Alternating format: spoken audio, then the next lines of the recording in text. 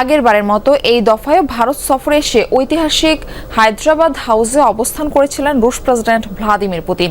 India গেটের কাছাকাছি বিশালাকার এই প্রাসাদটি পরিচিত ব্রিটিশ শাসনামলে ক্ষমতায় থাকা হায়দ্রাবাদের শেষ নিজাম মীর উসমান আলীর বাসস্থান ও এক অনন্য স্থাপত্যের নিদর্শন হিসেবে।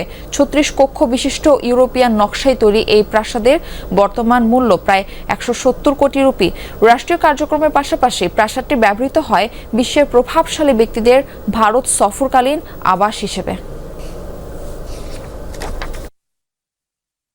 ঐতিহাসিক অনন্য স্থাপত্য হায়দ্রাবাদ হাউস প্রাঙ্গণে দাঁড়িয়ে আছেন ভারতের প্রধানমন্ত্রী নরেন্দ্র মোদী, অপেক্ষা রুশ প্রেসিডেন্ট ভ্লাদিমির পুতিনের আগমনের।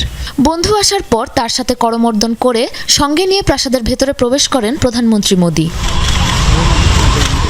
দুদিনের সফরে ভারতের এই ঐতিহাসিক নিদর্শনে অবস্থান করছেন প্রেসিডেন্ট পুতিন।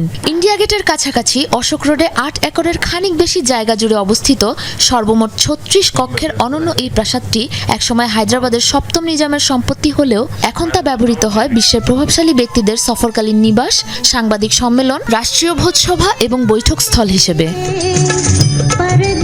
মাথায় বিশাল গম্বুজ ও বিরল প্রজাপতির আকৃতির কাঠামোর জন্য বিখ্যাত এই প্রাসাদ। ইউরোপিয়ান কায়দায় ১৯২০-এর দশকে প্রাসাদটি নকশা করেন ব্রিটিশ আর্কিটেক্ট এডউইন লুটিয়েন্স, যাতে ব্যয় হয়েছিল প্রায় ২ লাখ পাউন্ড, যা আজকের হিসেবে দাঁড়ায় ১৭০ কোটি রুপিতে। কক্ষের বহর ছাড়াও বিশাল বড় বেশ কয়েকটি উন্মুক্ত আঙিনা, রাজকীয় সিঁড়ি, খিলান ও ফায়ারপ্লেস রয়েছে এই প্রাসাদে। ব্রিটিশ শাসনামলে ভারতের রাজধানী কলকাতা থেকে দিল্লিতে স্থানান্তর করা হলে ৫টি রাজ্যের রাজাদের নিজেদের রাজপ্রাসাদ তৈরির সুযোগ দেওয়া হয়। এ সময় নয়াদিল্লির বাকি সব প্রাসাদের চেয়ে সবচেয়ে বড় ও জাঁকজমকপূর্ণ রাজকীয় বাসভবন ছিল হায়দ্রাবাদ হাউস। এর আগেও ভারত সফরে এসে প্রেসিডেন্ট পুতিন অবস্থান করেছিলেন ভারতের শতবর্ষের ইতিহাস ধারণ করা প্রাসাদ হায়দ্রাবাদ হাউসে।